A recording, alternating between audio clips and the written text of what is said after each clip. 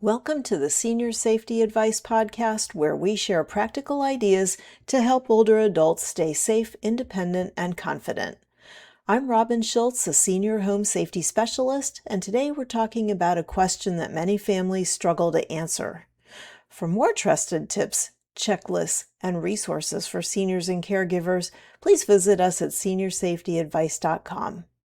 So the question we're tackling today is, how do you know when it's time for assisted living? Yes, it sounds like a simple question, but for most families it does not feel simple at all. You may be worried about your parents' safety, and at the same time you might be afraid of taking away their independence.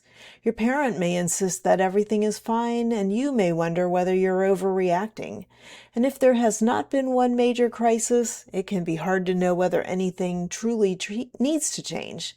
The truth is, there is rarely one perfect sign that announces, "Today's the day." The decision usually comes from noticing a pattern. One forgotten meal may not mean much. One medication just could be an accident, and a fall could happen to anyone. But when these events begin happening over and over again, they can show that your parent needs more daily support than they're currently receiving. One of the first areas to look at is personal safety. Has your parent fallen recently? Are they having trouble getting in and out of bed, standing up from a chair, or using the bathroom? Do they leave the stove on? Are they wandering outside, getting lost in familiar places, or forgetting to lock the doors? Well, these concerns don't always mean assisted living is the only answer. Sometimes home care, safety equipment, medical treatment, or home modifications can help. But repeated safety problems shouldn't be brushed aside. A close call is still useful information. You don't have to wait around for a broken hip or a kitchen fire or a frightening night before you take the situation seriously. Medication problems are another warning sign. Many older adults take several medications throughout the day. That can become confusing, especially when there are memory changes, vision problems, or complicated instructions in the way. You may notice pills left in the organizer, or prescriptions might run out too early or last longer than expected. Your parent might forget whether they took a dose and then accidentally take it twice. Medication mistakes can be very dangerous very quickly. Assisted living communities often provide medication reminders or medication management. For someone who's struggling to keep up, that support can prevent a medical emergency. Meals and nutrition can also tell an important story. Take a look inside the refrigerator. Is there fresh food? Are there spoiled items that should have been thrown away? Has your parent lost weight without trying? Are they living on crackers and cereal and frozen dinners or whatever requires the least effort? Well, cooking can become difficult for many reasons. Standing at the counter can be painful, opening containers might be difficult, shopping can feel exhausting. A person with memory problems might forget to eat or may believe they already have eaten. Regular meals in assisted living can provide nutrition, energy, and even social connection. Now, the condition of the home can offer clues too.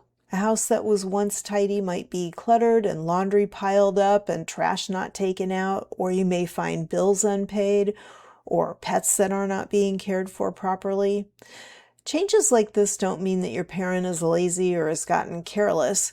They might be losing strength, they might be overwhelmed, they might be having trouble planning and completing tasks. Sometimes people can still perform one part of a job but can't manage the whole process. For example, your parent might wash the clothes but forget to move them to the dryer, or begin paying a bill but forget to mail it. It's also important to think about loneliness. Some older adults are technically safe at home but spend nearly every day alone. They may no longer drive, so they stop attending activities and visiting friends, going to church. They may even be afraid to walk around outside. In situations like that, the television can become their main source of companionship. Isolation can affect mood, appetite, sleep, and overall health. Assisted living isn't only about receiving health with bathing or medication. It also can provide shared meals and activities and transportation and a reason to get dressed in the morning. Family caregivers should also look honestly at their own situation. Are you making several trips to your parents each week to handle meals and laundry and medication and appointments? Are you losing sleep because you're afraid the phone will ring? Is one family member carrying nearly all the responsibility? Are you trying to provide care that requires physical strength or medical knowledge you do not have? Well, needing more help does not mean that you have failed. It just may mean that the current arrangement is no longer realistic. Families often believe they should keep a parent at home no matter what, but home is not automatically the safest or happiest place simply because it's familiar. The goal is not to keep someone in the same building at all costs. You want that person to live with as much dignity, safety, connection, and independence as possible. I also want you to know that assisted living is not the same as a nursing home.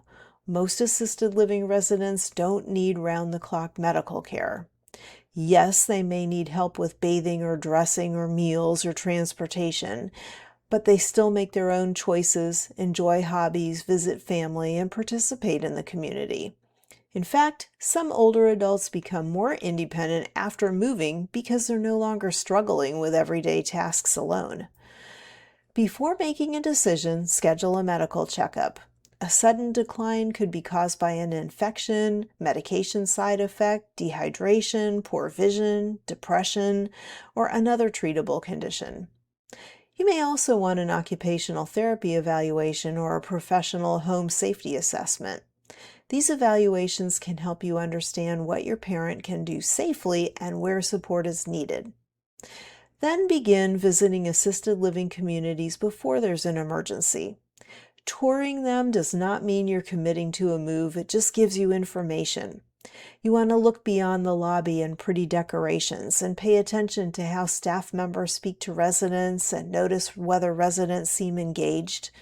You want to ask what help is included in the basic cost and what services cost extra. Find out how the community responds if a resident's needs increase. And whenever possible, include your parent in the process. Don't start the conversation with, "Mom, you can't live alone anymore," because that sounds threatening. Instead, try saying, "I've noticed some things are getting harder for you, and so I want us to take a look at ways to make life easier and safer." Then listen to what your parent fears. They may be worried about losing privacy, giving up belongings, leaving a pet, or being forgotten by the family, and those fears deserve a real conversation. You probably are not going to solve everything in one talk, and that's fine. The decision to move into assisted living is rarely easy, even when it is the right decision. There's probably going to be sadness and guilt and anger and relief all mixed up together. But you don't have to wait until the situation becomes unbearable. Start noticing patterns, ask questions, gather information, and remember that accepting the right kind of support can protect independence rather than take it away. Sometimes the safest next step is also the step that gives everyone more peace of mind.